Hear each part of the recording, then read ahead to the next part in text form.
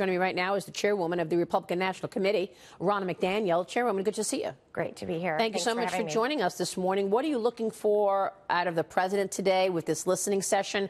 Tell us what you expect to take place. Well, it's a time of national tragedy, and during these times, we do need to come together and listen and find ways to prevent these tragedies from happening again. And I think the president really is intent to listening to these families, hearing their stories and saying, how can we come together to find solutions so we don't find ourselves in the same situation? Congress, of course, is out of session this week. They're in their districts. But what do you think comes out of all of this? I mean, the president is trying to come up with something. Pretty good op-ed in the Journal today about this gun control debate taking front center again.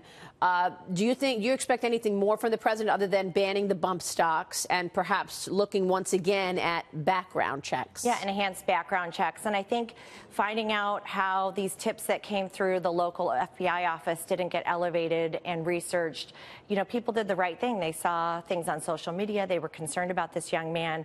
It should have been elevated. So we have to fix this system, and we have to understand the underlying things that are happening with these young boys who are feeling bullied or maybe like social outcasts, that they're coming in and wanting to do harm, and how do we make sure that guns don't get in their hands? You wonder if this is going to be enough to quiet the people who are upset about guns, but also keep the people in his base who want that constitutional right happy. Do you think this is enough, redoing or relooking at background checks and the bump stocks? I think everyone wants to look at the whole picture. And if you just look at the gun portion of it, you're missing the underlying symptoms that took this individual to a place where he wanted to break every law, the most important law, which is taking human life. So we have to figure out what's going on with these individuals, that they're getting missed in background checks. Nobody wants guns in their hands. Right. And that's universal. That's not partisan. We do not want guns in the hands of people who are going to go take human life. Yeah, all right. We'll watch that today. 4:15, Fox Business is taking our audience live there.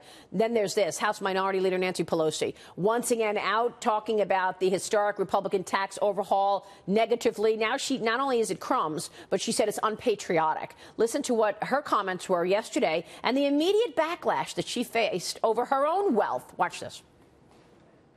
If what you're doing is cutting the taxes at the high end and therefore not being allowed to invest in the future, you're doing a grave disservice to our country.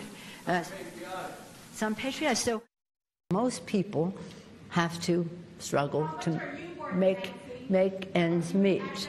So no, we're not talking about that. So in any event, she said we're not talking about that when she was asked how much are you worth. Apparently she's worth $100 million.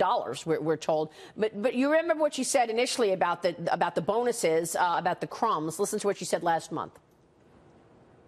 In terms of the bonus that corporate America received versus the crumbs that they are giving to workers to kind of put the schmooze on is so pathetic.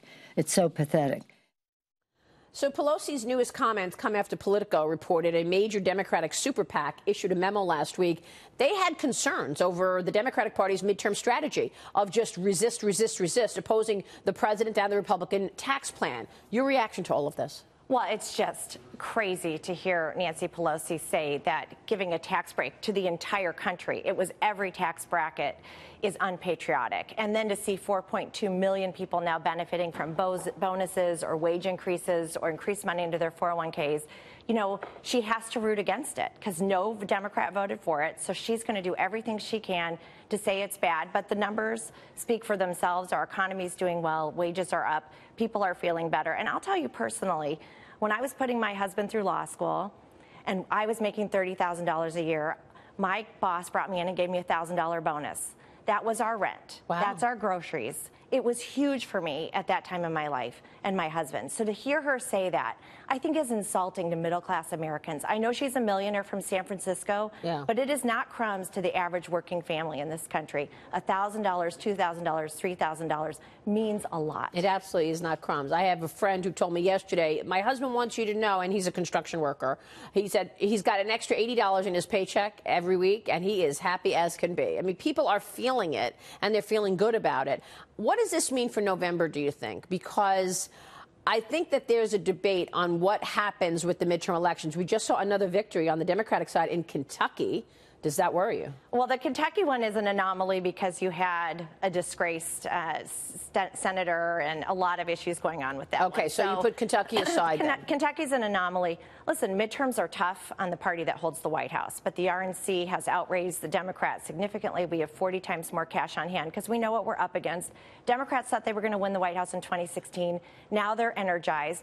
Their obstruct and resist message, I do not think will resonate because we are putting forward a message of vision, of opportunity, of growth, and of helping the average American family. And I think that's going to win every time. I know the Republicans are raising a lot of money. I see the numbers at tens of millions of dollars, so that's great. But on a local level, individuals giving money, the Democrats are outraising the Republicans, right? Because Obama put such a good, solid online strategy in place that people could just donate $5 or $10. The Dems are outstripping the Republicans on that, though, right? Yeah, but it's really important that the national party's strong because we do the data and the ground game that an individual candidate can't do. It's hundreds of millions of dollars. That's why the party structure being strong is so beneficial, identifying those likely Republican voters and turning them out. And an individual candidate just doesn't have the bandwidth to do what the national party can do. So that differential between the RNC and the DNC is significant. I think you make a really good point, and I agree. I think that come November, people are going to want some answers in terms of what is your message other than just resist President Trump. But now people are upset about the spending coming out of the Republicans. I sat down exclusively just last week with Speaker Paul Ryan to get his take over this idea that the Republicans have lost fiscal discipline. Listen to this. So this was a discretionary spending budget. This wasn't a full macro budget.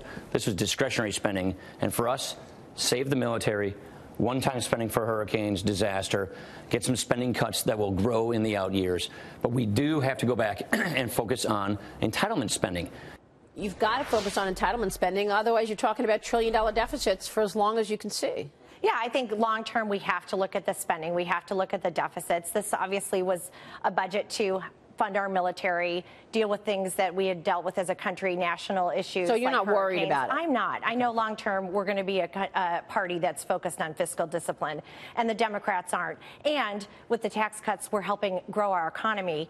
Obama was comfortable with 2% growth every year. We saw 3% growth and potentially 4% growth coming up this year. So that's very helpful. We're talking about great economic numbers. Let's talk about your uncle, former Massachusetts Governor Mitt Romney, has accepted President Trump's endorsement in his campaign for the Utah Senate seat.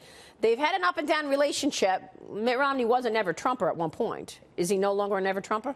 Mitt Romney's I support our country, I support our president. Let's make sure we're doing good things for the American people. And I think every Republican is a never Schumer, never Pelosi right now. We do not want to lose majorities in the Senate and the House. We know what that will mean for our country. So what will Uncle Mitt's priorities be from your standpoint? It's a Utah-based campaign, and his acknowledgement of the president's endorsement, he was thankful for his support, but he said, I'm looking for the support of the people of Utah. We're neutral at the RNC, but he's going to focus on the people of Utah. Good stuff. Ron, it's good to see you. Thank you. Thanks for having me. Thank you so much. Ronna McDaniel there.